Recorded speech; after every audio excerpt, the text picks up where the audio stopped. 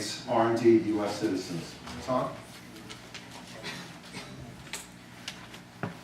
As our country's focus is drawn towards the recent debates in Arizona's new policy toward illegal immigration, one of the most controversial issues to arise has been birthright citizenship and the 14th Amendment. As it stands, the United States follow the principle of jus soli, or citizenship by birth. As such, any child born in the United States is automatically a U.S. citizen, regardless of that child's parents' nationalities. The definition is generally both understood and accepted, as a recent Philadelphia University-wide poll shows that 79 out of 86 students understand this to be the interpretation of the 14th Amendment, and furthermore, 78 out of 87 students are opposed to changing it.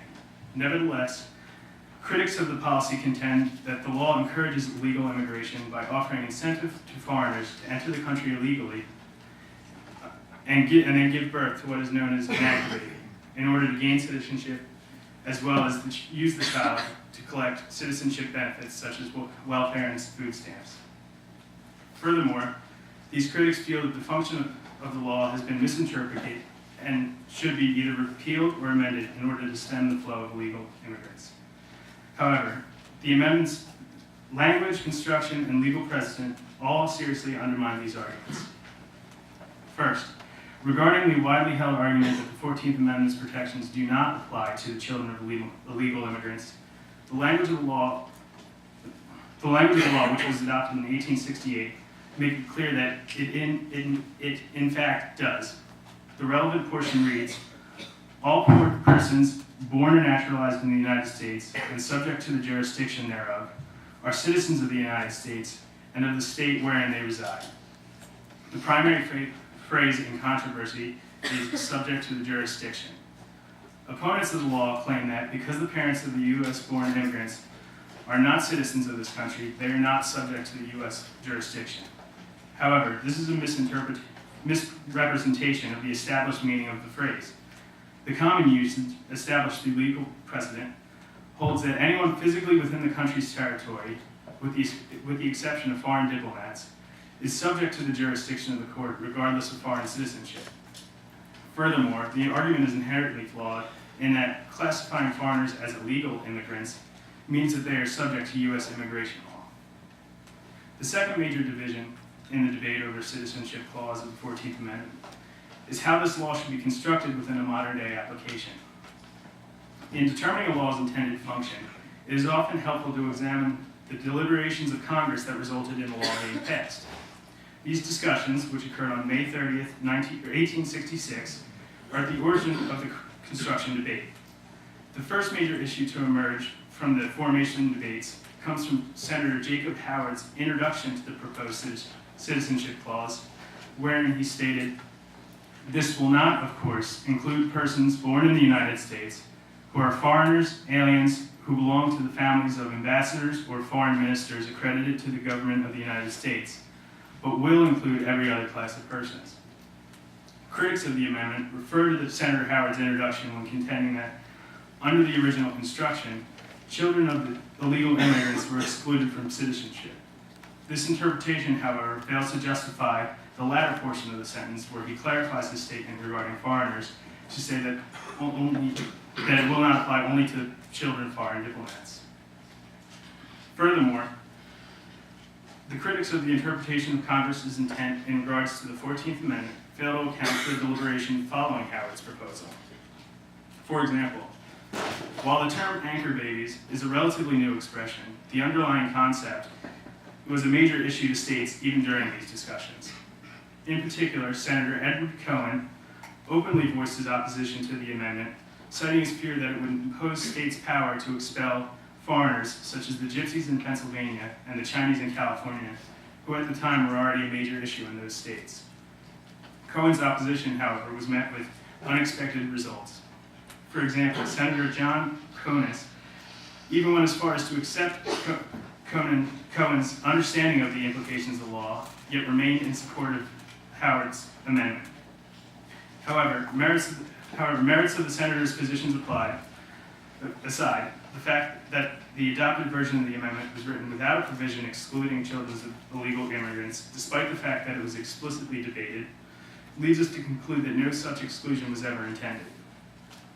The last major issue regarding the construction of the amendment focuses on passing references to allegiance to the United States being a requirement for citizenship. These comments, made by Senator Lyman Trumbull during the congressional discussions, would suggest that the citizenship clause would only apply to those children birthed by U.S. citizens or those who owe full allegiance to this country.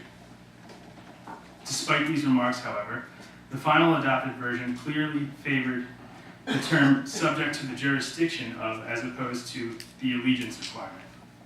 In addition, it is important to note, however, that Senator Trumbull's use of the term allegiance during the debate regarded the sovereignty of Native American tribes and not referring to foreign immigrants as a whole. Trumbull would later abandon references to allegiance and go on to admit that the proposed text would broadly apply to anyone made to obey U.S. law.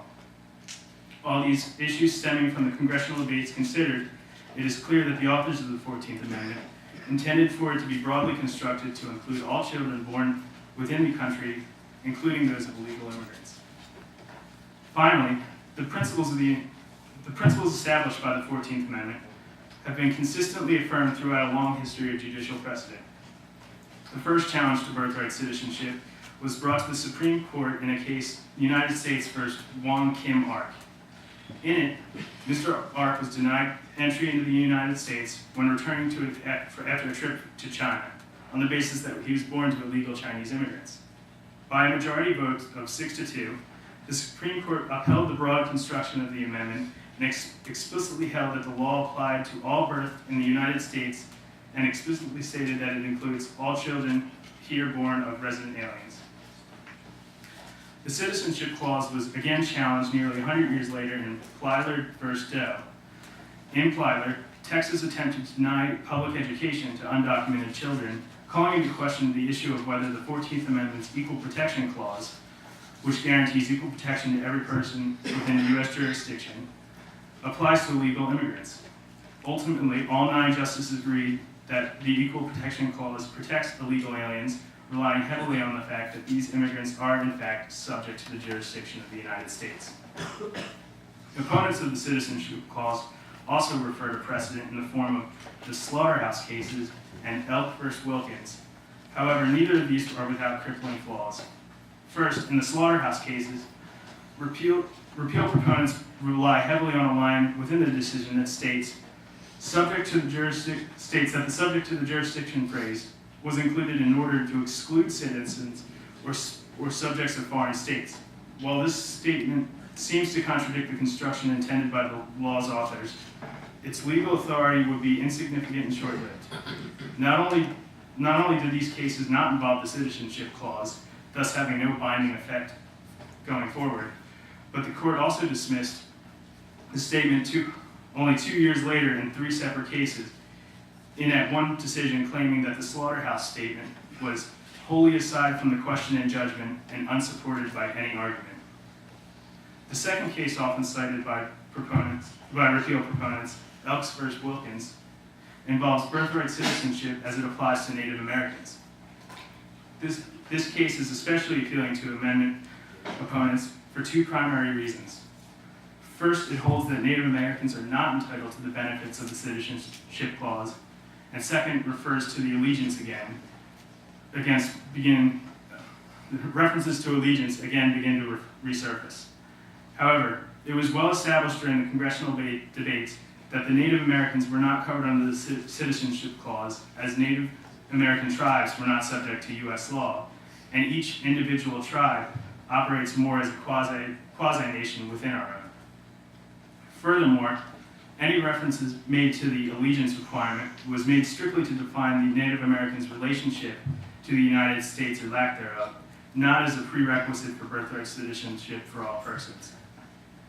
Given the 14th Amendment's construction, language, and precedent, it is clear that, as it stands, the Citizenship Clause guarantees automatic citizenship to all children born within the country, including those born to illegal immigrants.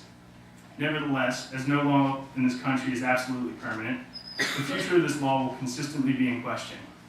Moreover, as national attention becomes increasingly focused towards Arizona's new immigration policy, related issues such as this will inevitably see a rise in interest. As the matter progresses and the case makes its way to the Supreme Court, only time will reveal if the citizenship clause in the 14th Amendment will continue its long history of judicial affirmation or cement its place in history as the second constitutional amendment to ever be repealed.